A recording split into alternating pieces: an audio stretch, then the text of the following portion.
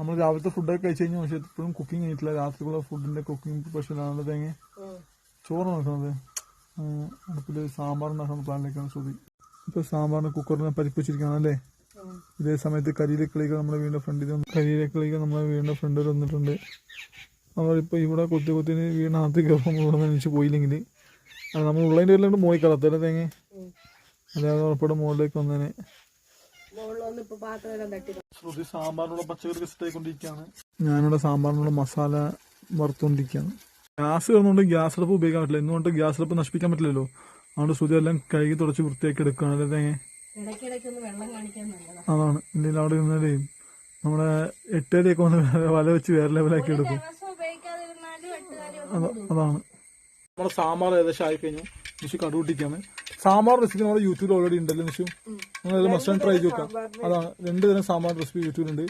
മസ്റ്റേൺ try ചെയ്ത് നോക്കാം. അടിപൊളി ടേസ്റ്റി റെസിപ്പിയാണ്. നിഷുവിടൊക്കെ വൃത്തിയാക്കാൻ ഇറങ്ങിയിരിക്കുകയാണ്. അപ്പോൾ നമ്മുടെ ഒരു പാമ്പ് ചത്തിറക്കുന്നുണ്ട്. നമ്മുടെ വീടിന്റെ അടുത്ത് തന്നെയാണ്.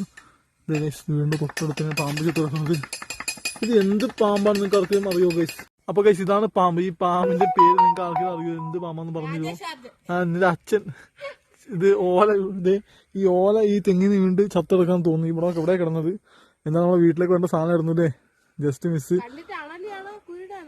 എന്തൊരു പാമ്പാണ്. എന്താ പാമ്പിനെ തിരിച്ചറിഞ്ഞ് പേരറിയുന്നവർ ഒന്ന് കമന്റ് ചെയ്ത് അറിയിക്കുക ഗൈസ്. എന്തായാലും നിഷുവിടെ വൃത്തിയാക്കട്ടെ. അപ്പൊ ഗൈസ് ഞാൻ സാമ്പാർ ഉണ്ടാക്കാണ്, നിഷുവിടെ വൃത്തിയാക്കാൻ. എന്തായാലും അടുപ്പ് ഊതി കരണത് ഞാനാണ്. ഗ്യാസ് തീർന്നതിന്റെ ബുദ്ധിമുട്ട് ഏറ്റവും കൂടുതൽ അനുഭവിക്കുന്നത് ഞാനാണ് ഗൈസ്.